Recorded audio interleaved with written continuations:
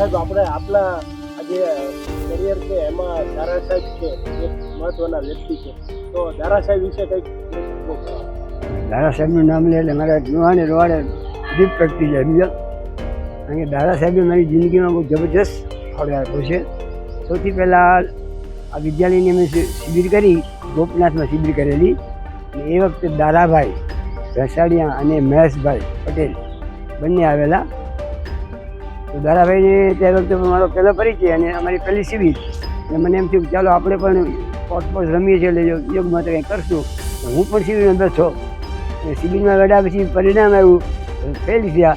ત્યારે મને થયું કે આ શિક્ષક કેટલા નક્કીવાળા ઈમાનદાર કહેવાય કે ડાયરેક્ટર તરીકે આપણે બેઠા રહેવા છતાં પણ એમને એમ નથી કે અમને કેમ નપાસ કરવા. એટલે આ સંસ્થાના શિક્ષકો કેવા ડેડિકેટેડ છે અને આદર્શ નમૂનો દારાભાઈ છે. અને એમના પ્રત્યે મને ખૂબ માન થયું.